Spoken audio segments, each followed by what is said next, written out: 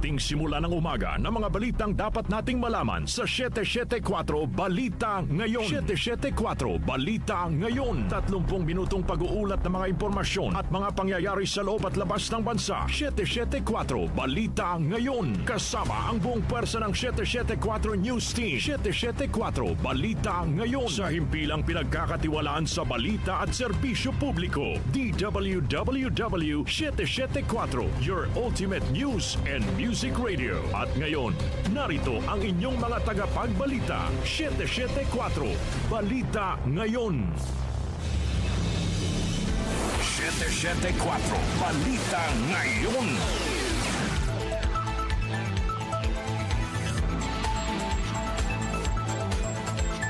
Magandang umaga, Luzon, Visayas at Mindanao. Ngayon po ay araw ng Biyernes, March 6, 2026. Narito na ang 774 Balita Ngayon. 774 Balita Ngayon. At sa ating pong mga headlines, inflation rate sa bansa tumaas sa 2.4% noong Pebrero. Presyo ng gasolina at diesel posibleng umabot sa 90 pesos kada litro dahil sa tensyon sa Middle East. 299 na mga Pinoy mula sa Middle East nakauwi na ng Pilipinas. Ethics complaint laban kay Quezon City Representative Bong Suntay inihain ng women's rights advocate sa Kamara. House Committee on Justice na ipadala na kay Vice President Sara Duterte ang notice kaugnay sa kinakaharap nitong impeachment complaints. Bagong Kamuning Footbridge binuksan na sa publiko.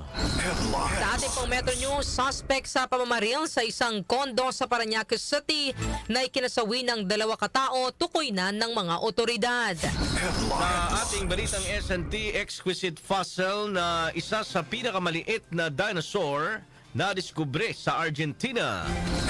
Sa ating pong lifestyle news, sculpture na nasa isang basilica sa Rome na tukoy na kabilang sa mga huling gawa ni Michelangelo. Sa atin namang music trivia ngayong petsa, nag-number 1 sa US Singles Chart ang 1964 songs ng American vocal group na The Temptations. Ano ang kantang ito? Alamin! Balitang kakaiba, isang lalaki sa Italy pinatawan ng multa makaraang sanayin umano ang kanyang alagang aso na magtapo ng basura sa gilid ng kalsada.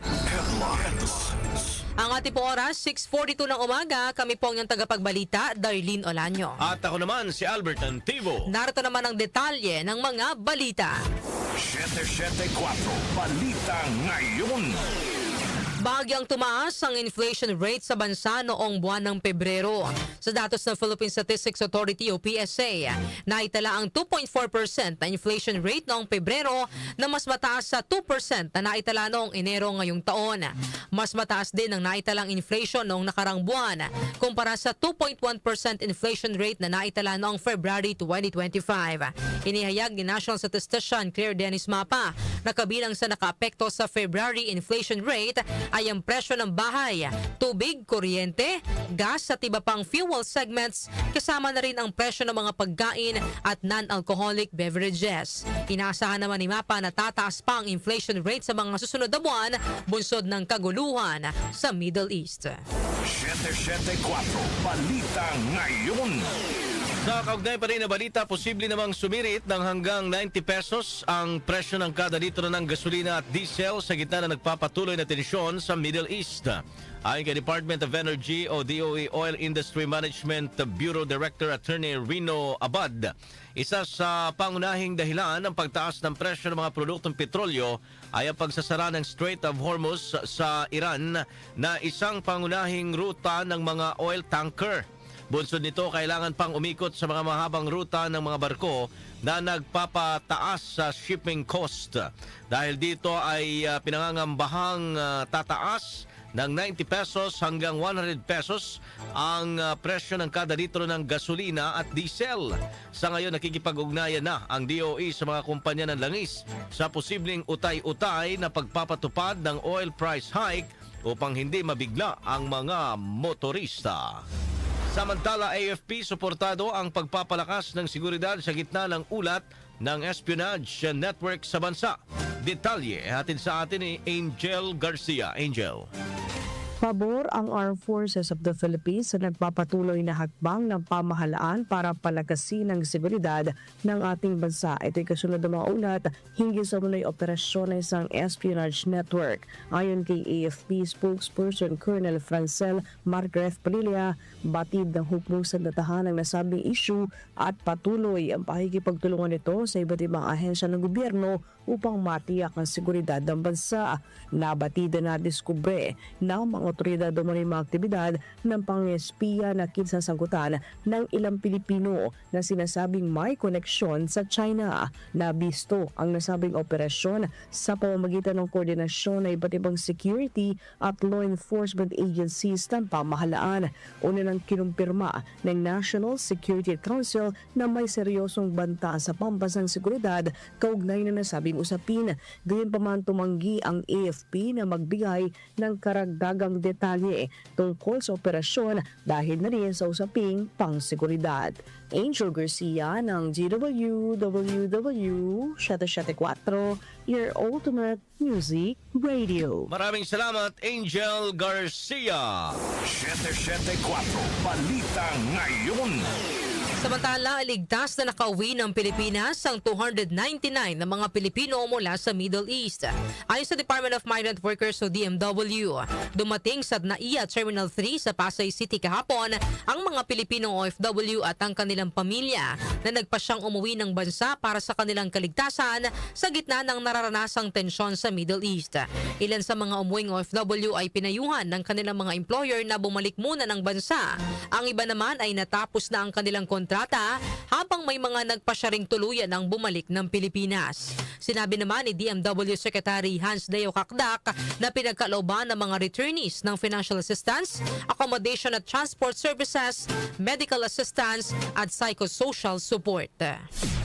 Samantala, DMW nagtalaga ng mga designated hotels sa Middle East na pwedeng puntahan ng mga OFW na apektado ng gulo. Conde Batak sa detalye. Nagtalaga ang Department of Migrant Workers o DMW ng mga hotels sa mga host countries na pwedeng puntahan ng mga OFW sakaling kailanganin ng ligtas na lugar dahil sa epekto ng tensyon sa Middle East. Sa pagdinig sa Senado, sinabi ni DMW Secretary Hans Leo Kakdak na mayroong tukoy na mga accommodation facilities ang Pilipinas sa mga host countries sa Middle East na pwedeng puntahan ng mga kababayan sakaling tumindi ang gulo at hindi agad makapunta sa mga government shelters. Hindi naman binanggit ni Kakdak kung ano ang mga hotels na ito para sa kaligtasan na rin ng mga OFWs. Natanong naman ni Committee on Migrant Workers Chairman Rafi Tulfo kung may mga bomb shelters ba ang mga designated hotels na tinap ng DMW para sa ating mga OFWs. Tiniyak naman ni Kakdak na ang mga hotels ay may mga safety rooms at lower ground floors lang ang kanilang kinuha. Tayo mismo may accommodation facilities to augment or to supplement the host country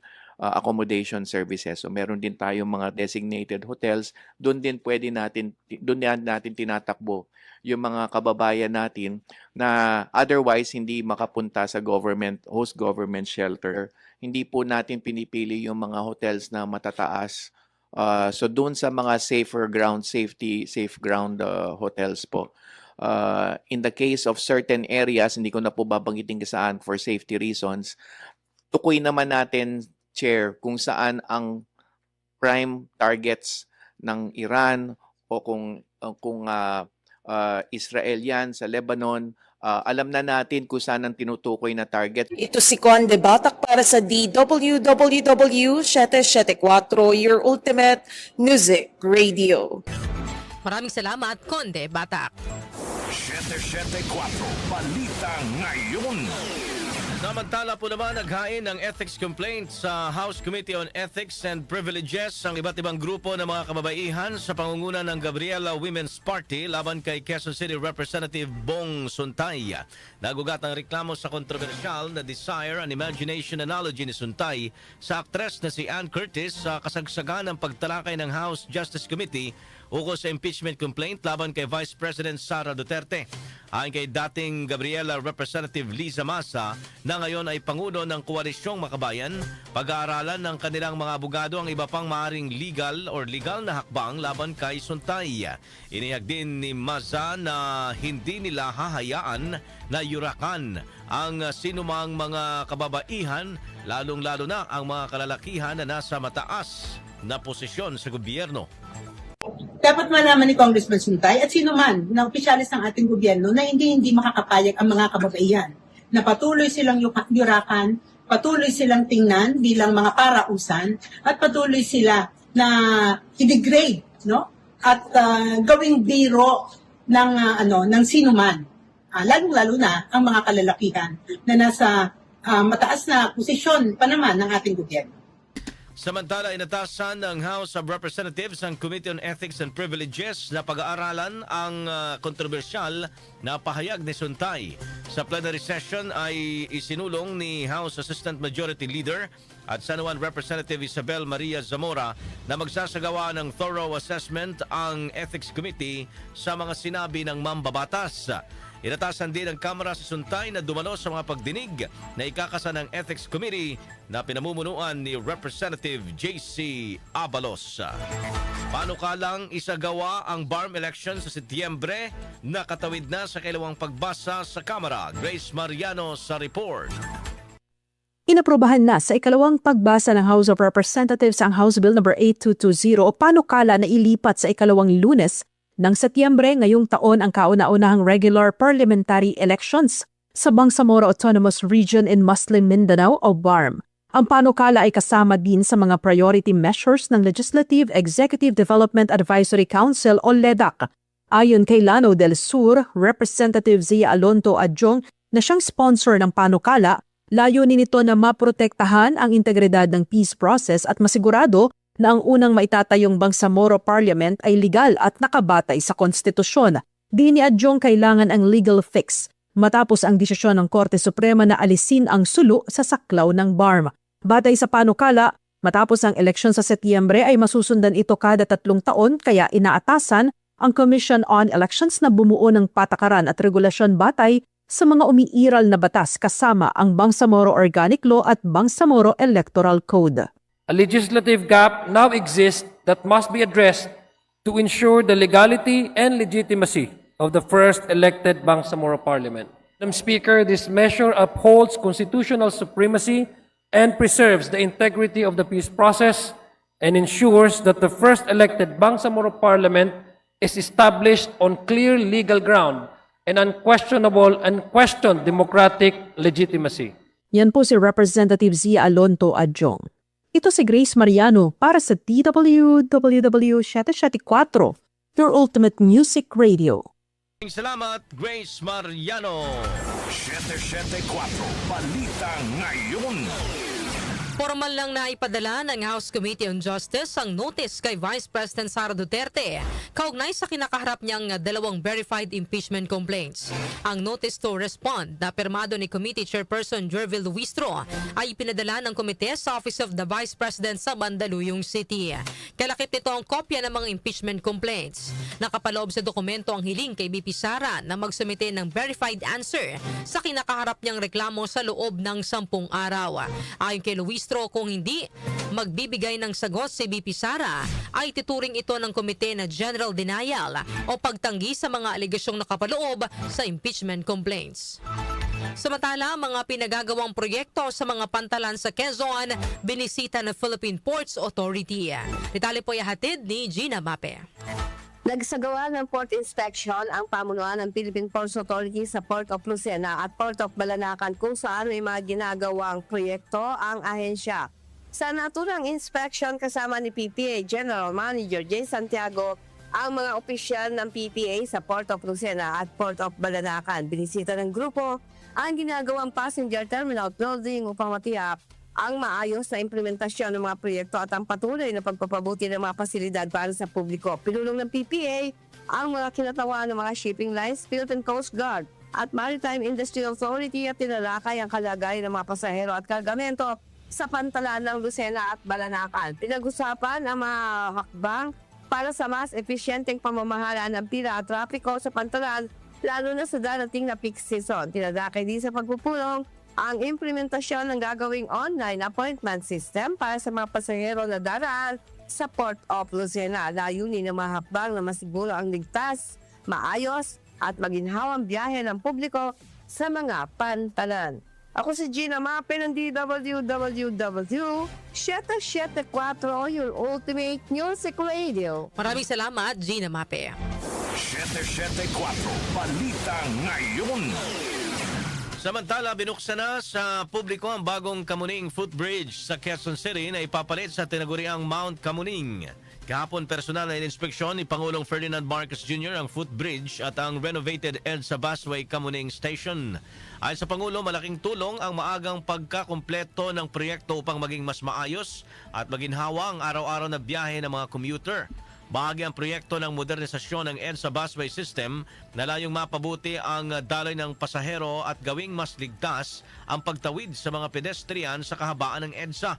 Kabilang sa mga makikita sa bagong footbridge ay ang mas mababang walkway, elevator at lift para sa mga senior citizen, persons with disability at iba pang commuter na nangailangan ng mas madaling akses.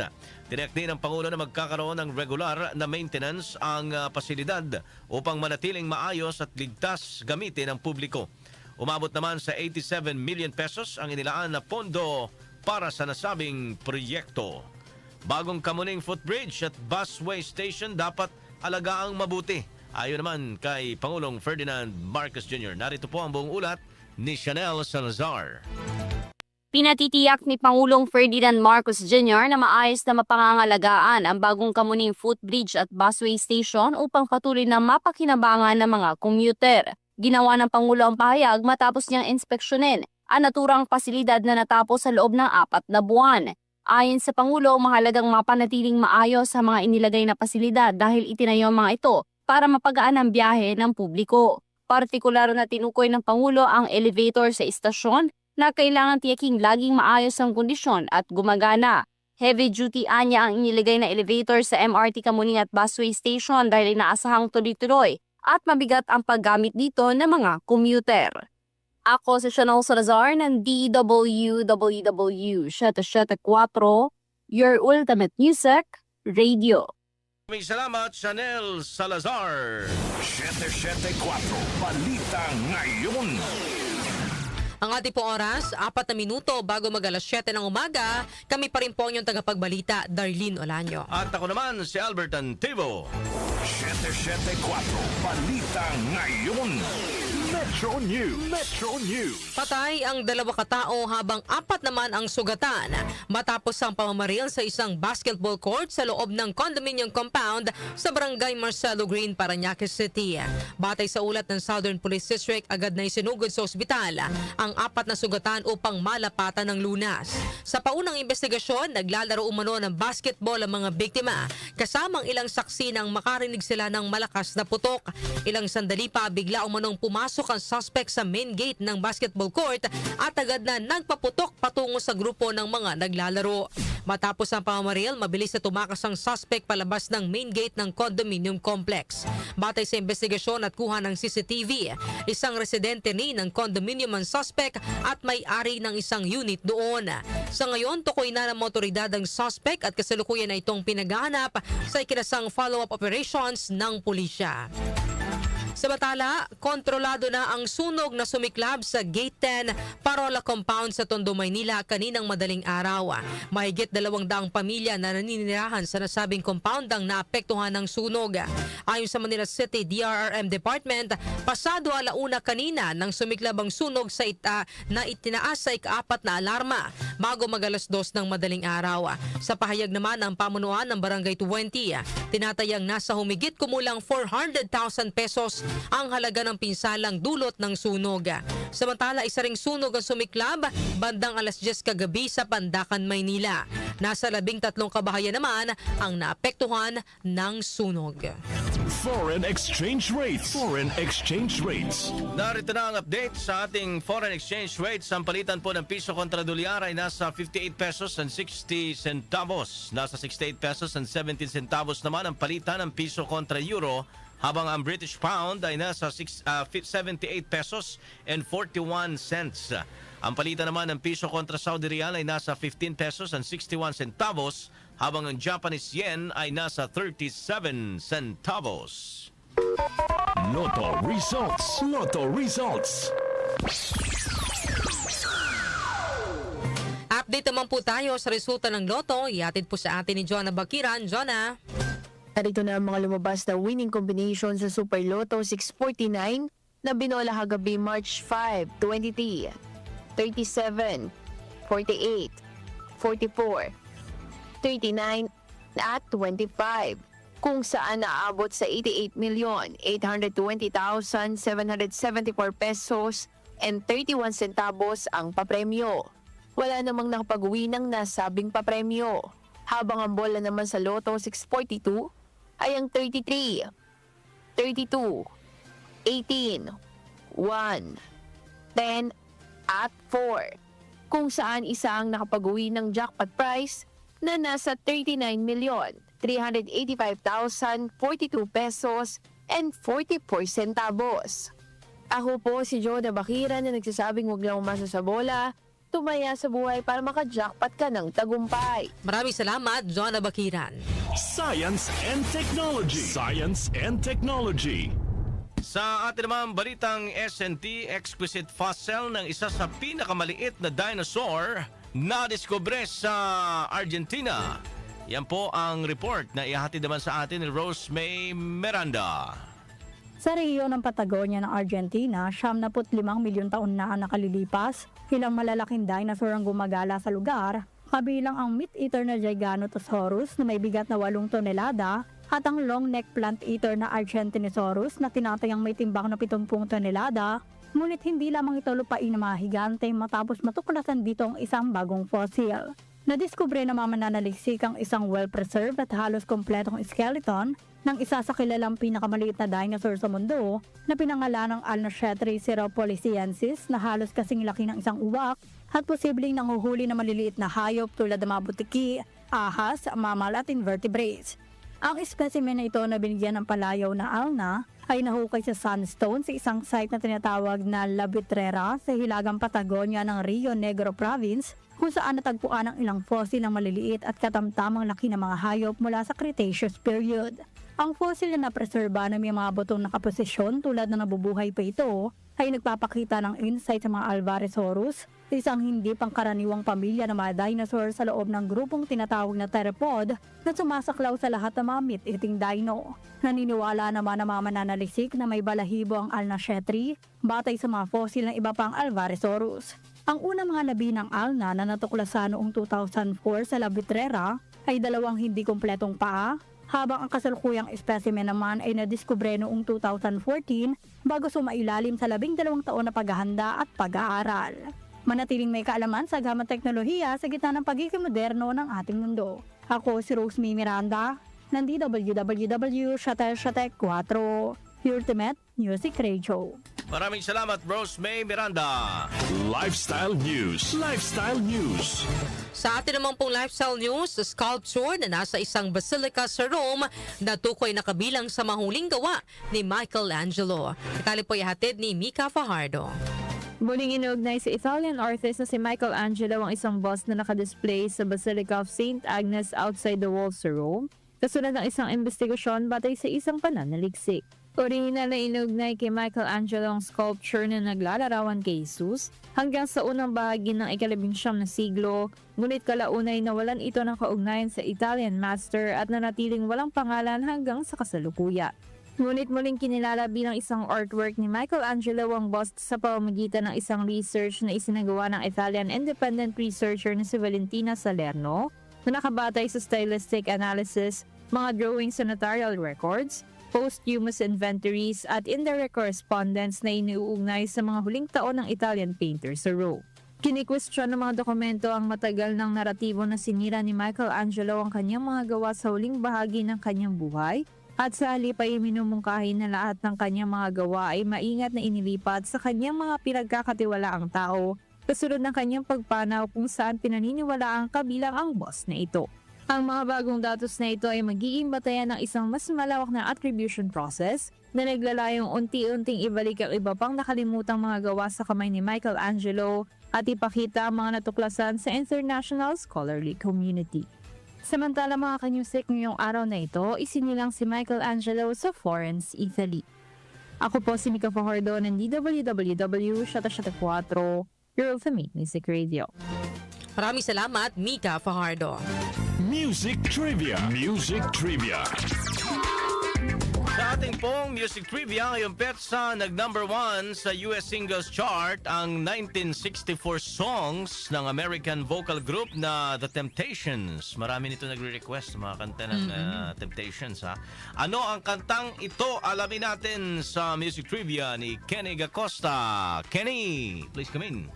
Blessed Friday morning, narito na ang hatid ko sa inyong music trivia. Ngayong petsa na ito, March 6, taong 1965, nag-number 1 sa US Singles Chart ang kantang My Girl ng American vocal group na The Temptations. Ang My Girl ay nirelease noong December 21, 1964 sa ilalim ng Gordy Motown record label. Isinulat at produce ito ng mga miyembro ng isa pang vocal group na The Miracles na sina Smokey Robinson at Ronald White. Inspirasyon ni Robinson sa pagsulat ng kanta ang kanyang asawa na si Claudette Rogers Robinson na miyembro rin ng kanilang grupo. Ang My Girl ang kauna-unahang US number 1 single ng The Temptations na nag-number 1 din sa Billboard R&B Singles Chart at ikinonsidera bilang signature song ng grupo. Bahagi ang awitin ng 1965 album ng The Temptations na The Temptations Sing Smokey. Noong 2017, napili ang My Girl upang i-preserve ng National Recording Registry ng Library of Congress dahil sa pagiging culturally, historically, or aesthetically significant nito. At yan, hatid ko sa inyong music trivia. Ako po si Kenny Gacosta ng DWWW 774, your ultimate music radio. Maraming salamat, Kenny Gacosta. Balitang Kakaiba.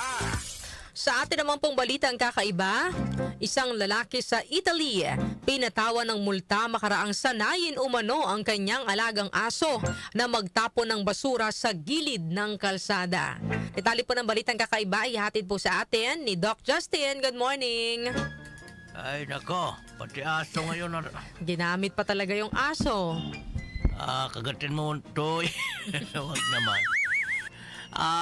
Pinatawa ng multa isang lalaki sa Italy makaraan itong turuan ng kanyang aso na magtapon ng basura sa mga hindi otorisadong lugar upang makaiwas sa pagbabayad ng trash collection fee. Iminahagi ng mga otoridad sa bayan ng Catania sa Sicily ang video na kuha ng CCTV kung saan makikita ang aso na naglalakad sa kalsada habang may kagat-kagat na plastic na naglalaman ng basura. Maya-maya lang ay iniwan na ng aso ang plastic sa gilid ng kalsada sa tabumuli kung saan ito nanggaling. Natunto naman ng mga otoridad kung saan nanggaling ang aso at natukoy kung sino ang amo nito. Bunsod nito, pinatawan ng multa ang amo. Akala ko yung aso. Amo ng aso dahil sa illegal na pagtatapo ng basura. Dalawang recorded video na magkahiwalay na insidente kung saan makikita ang aso na nagtatapo ng basura ang inilabas ng mga otoridad. Ayon sa mga otoridad, bukod sa pagkakalat sa kanilang bayan, nakitaan din ang paglabag ang may-ari ng aso laban sa pag-exploit ng mga hayop. Mahirap doon, natuturuan kasi itong mga Darlene. Di ba meron nga dati yung parrot or yung ibon na nagnanakaw na Oo. ng mga bagay-bagay. So, parang hindi ata sila yung hayop. Oo. Yung nagtuturo. Yung nagtuturo.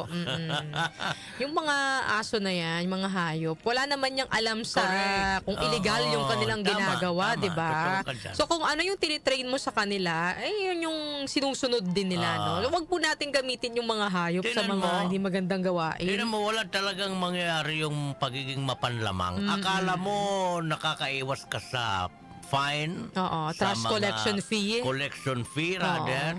O, tingnan mo ngayon, mas malaki ang iyong kakaharapin na Correct. Na multa. Pwede ka pang makulong dyan sa ano mong ginagawa. Kaya wag tayong gagawa. Alam mo, minsan kasi, Darlene, gumagawa tayo ng mali para maging convenient lang sa ating parte.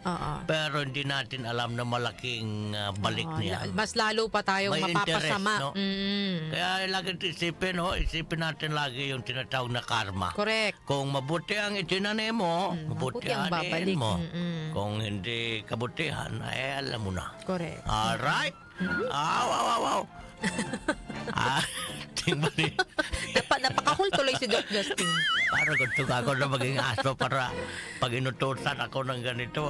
Kagatin mo na lang, no, Doc Justin, kapag mali yung inutos sa'yo. Huwag naman kagatin, baka may rabies din yung aso. Anyway, yan ating balitang kakaiba ngayong araw na ito. Ako si Doc Justin. Just out na ako. Thank you. Maraming salamat, Doc Justin, sa ating balitang kakaiba.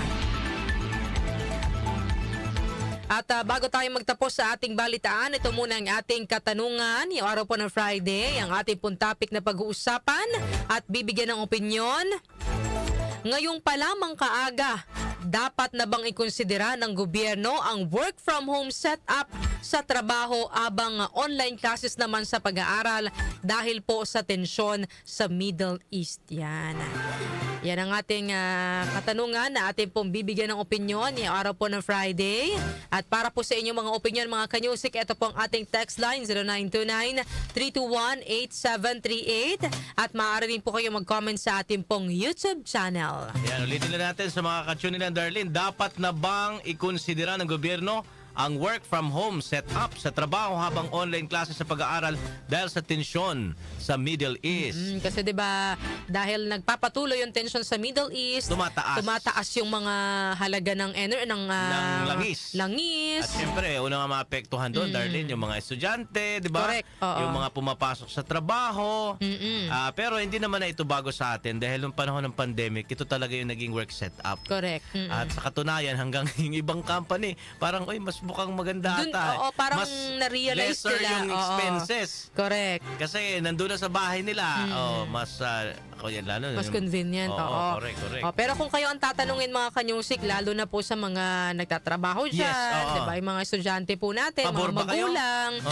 Pabor ba kayo dito po sa isinusulong na magpatupad daw po ng work from home setup sa trabaho habang online classes naman para po sa mga mag-aaral? Kaya namin tinanong kung pabor kayo hindi kasi maaaring yung iba mayroong valid reason kung hindi sila pabor, Darlene, dahil nga, di ba, pagka online class, nako. Correct. Oo naman, yung mga bata.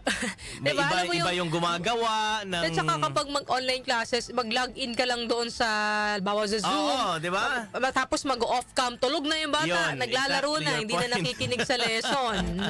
Tama yan. Pero maganda to pag-usapan, mga kanyusik, dahil biyernes kayo, no? Medyo Correct. light lang tayo, okay? Sige. Yan pong narinig, mga may init na balita ngayong araw po ng Biyernes, March 6, 2026.